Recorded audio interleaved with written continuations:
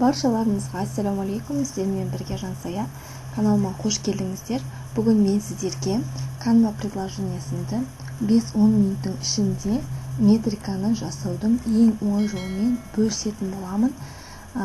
Көбінесе көптеген ата-аналар өзінің баласының әрбір сәтін қағаз жүзіне сақтап қалғысы келеді.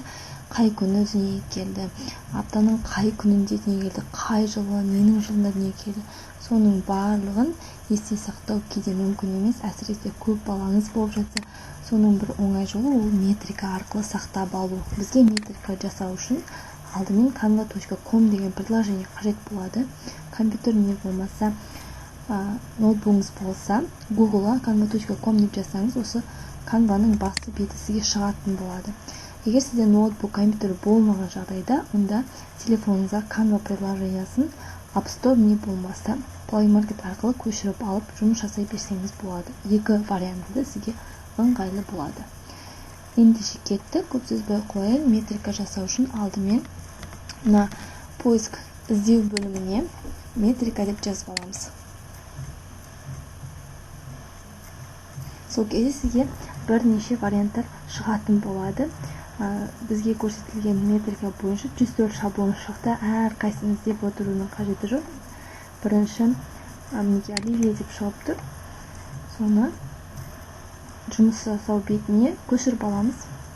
Егер сізге осы вариант ұнаған болса, жұмыс жасай берсеңіз болады. Бірақ Canva приложениесі өте ақылды приложениенің бірі болғандықтан, мінекей все результаты деген бөлімшесіне кірсеңіз, сізге бұдан да басқа метриканың түрлерін шығарып беретін болады. Яғни өз еркіңізде таңдай берсеңіз болады. Қай метрика ұнайды, соны қазір өзгертетін боламыз. Мысалға, астына қарай түсе бересіздер. Сол кезде өзіңіздің ұнаған метрикаңыз таңдап алыңызға болады. Бір ескерте кететін жағдай, осындай коронаның белгісі тұратын болса, онымен жұмыс жасай алмайсыз. Ол үшін сізге Canva-ның ақылы түрін сатып алуға тура келеді. Бізге тағы да бір осындай некені уже сатып алу керек болады, корона белгісі болса. Осылай астына қарай түсе берсеңіз, сізге бірнеше вариантты өзі приложение шығарып көрсететін болады. Мінекей астына қарай түсуіміз қажет болады. Тағы бір вариант шықты. Осы вариантымен жұмыс жасайын. Астынан тағы табуға болады. Егер де осыны ұмытып қалмайын десеңіз, онда добавить в избранные деп өзіңізге сақтап алсаңыз болады.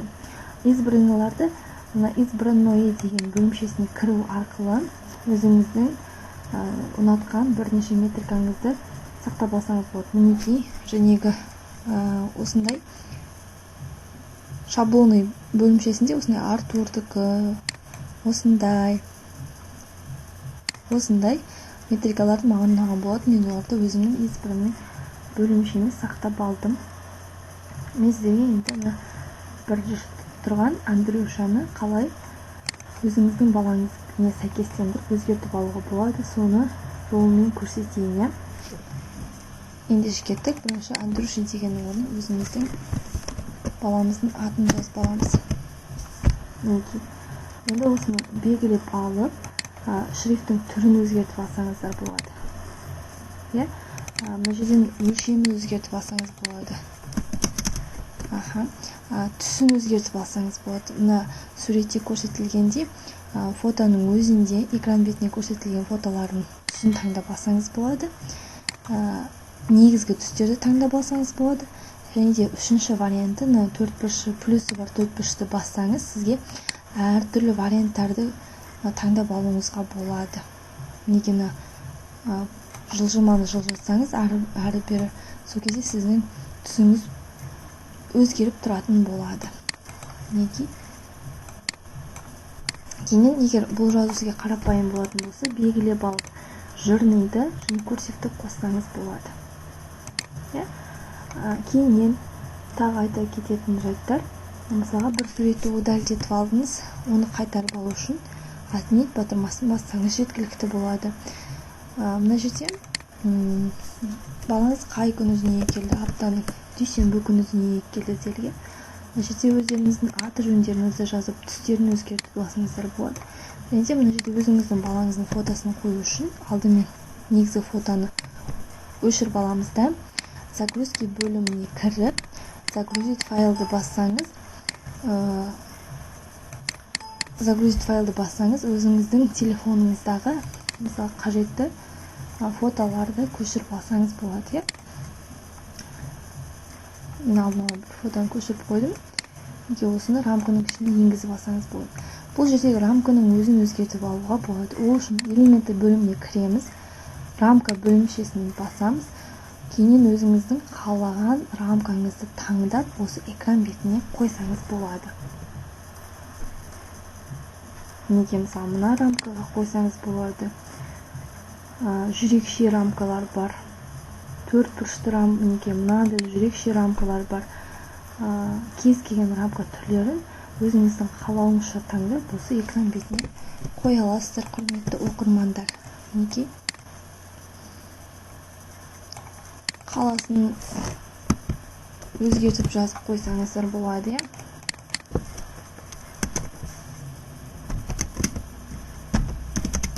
Неге өзіңіздің қалауыңызша барлығын өзгертіп жасасаңыздар болады.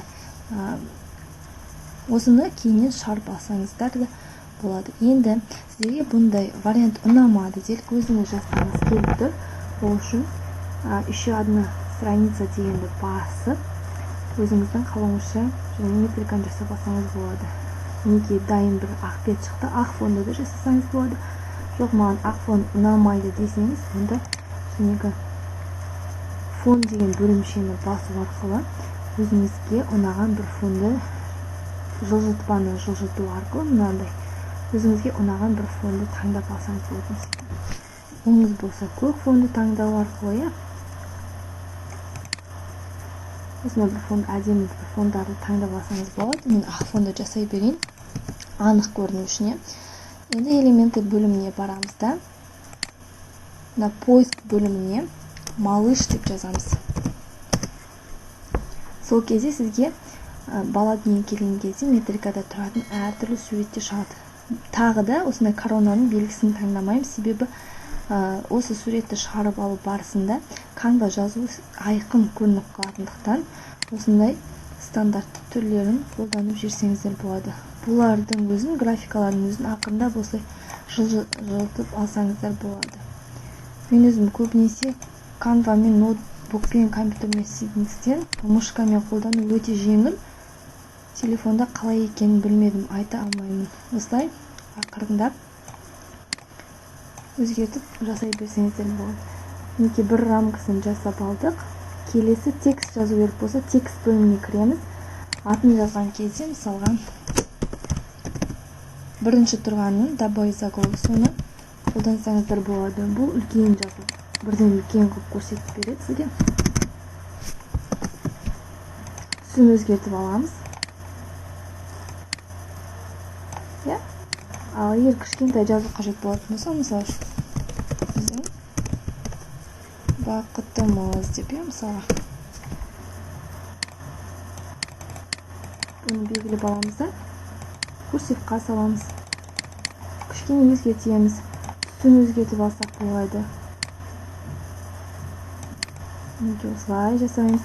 Кейіннен рамканы енгізген, ол үшін бізге элементі бөліміне бару керек болады. Мына жерде рамкаға кіреміз. Домалақшаны не болмаса, қазір мындай да бір рамка әдемі түрлері бар. Мен айтамын, мынандай шеті қоршалған рамка түрлері бар екен. Соны қолданып жүрсеңіз болады. Не болмаса мына бір рамканы қолданып, ұлыңыздың фотосын осы жерге енгізіп, және қалай екен, загрузка бөліміне кіріп, загрузить файл деп, ұлыңыздың фотосын енгізіп қойсаңыз болады. Менде ұлдың фотосы жоқ екен. Қазір мына фотоны қоя тұрайық. Жоғарыдан жылжытып, енді сізге мысалға салмағын енгізу керек болды. Қай уақытта, апта күнін енгізу керек болды. Ол үшін және де элементтердің поиск бөліміне весы деп жазамыз. Сол кезде сізге весалар шығатын болады, әдемі графикалық. Егер сізге бұл веса ұнамаған болса, волшебный рекомендацияға кіреміз де, өзіңіздің қалауыңызша бір веса түрін таңдап аласыздар. Міне астыңғы жақтарына жылжытып. Неге мынандай түрін қолданып, осының ішіне бұның түсін өзгертіп жіберуге болады. Жасылдың орнына көкті қолданып, осыны жазып, ішіне мысалға текстті добавить ету арқылы осылай жазып жіберсеңіз болады. Мінекей. Түсін сарыға қойайын, кішкене анық көріну үшін. Мінекей ақырындап осының ішіне енгізіп жіберсеңіз болады. Қатты анық көрінбей қалады екен, ақырындап өзгертіп ішіне жазып жібереміз. Мінекей түсін мысалға көкпен қандай жасыл өзгересем екен, қызыл, не болмаса қара қойсам. Енді элементтерге барамыз. Тағы мысалға волшебный рекомендацияда мен және нені көріп қалғанмын, мынандай сызықшаны көріп қалдым. Яғни бұны көбінесе біз неде қолданып жатамыз? Ол бойын ұзындығын жазған кезде осылайша ақырындап жазып жіберсеңіз де болады, үстіне қойып қойсаңыздар болады.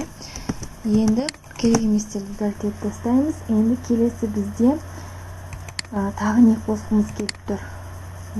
Тағы да малыш деп жазайық. Еңбектеген баланы қойып қойсаңыз болады. Мінекей шет-шеттен аяғын деген сияқты. Тағы не көбінесе жазады. Мысалға тағы бір айта кетейін. Мысалға сіз балаңыздың қай жыл дүниеге келгенін жасағыңыз келді. Яғни сиыр жылында ма, тышқан жылында ма деген секілді. Оны енгізу үшін жәнегі Google-ға кіреміз да, сиыр деп жазайық. Сиыр, картинка для детей. Корова деп жаза салайын. Себебі орысша өте жақсы суреттер шығады. Корованың суретін шығардық. Арт жағы қиып алу үшін копировать етіп аламыз да, тағы да Google-ға remove деп жазамыз. Remove дерсі біріншісіне кіріп аламыз. Кіремізде осы фотоны не істейміз? Шет-шетін қиып аламыз. Шет-шетін мінекей өзі компьютер бізге қиып көрсетіп берді. Осыны копировать етіп аламыз да, жәнегі суретіміздің үстіне қойып кеп жібереміз. Мінекей сонда ол әдемі өзі суреттің качествосын ешқандай өзгертпейді. Туған жылы, сиыр жылы деп астына жазып қойсаңыз болады. Тексті добавить ету арқылы. Кішкентай болу үшін ең астыңғысын жазсаңыз болады. Туған жылы деп мысалы. Туған жылы деп ақырын осыны жазып жүрсеңіз болады. Мінекей астына түсін өзгертуге болады деп айттым. Түсін ақырындап өзгертіп жерсеңіз болады. Аптаның қай күнінде дүниеге келді.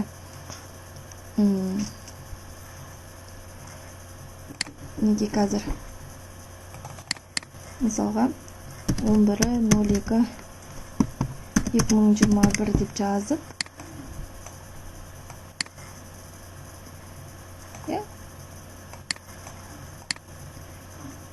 аптаның қай күні келді дүниеге? Дүйсенбі деп астына жазып қойсаңыздар болады. Сол кезде сіздің миыңызда артық информация да болмайды деген секілді. Кейін балаларны сұраған кезде де өздері үшін де естелік болып қалады. Осылай әрбір деталін ақырындап есіне сақтап, осылай әдемі етіп жасап қойсаңыз. Кейіннен тағы қандай бір естеліктері бар. Жұлдыз жорамалын жасап қойсаңыз болады. Дүйсенбіні бөлек белгілегіңіз келсе, және элементтерге барамыз да, тағы малыштың орнына поиск бөліміне календар деп жазып қойсақ, графика бөлімінен графиктер шығады. Календарды ақырын қойып, осындай бір әдемілеп жасап жүрсеңіздер болады.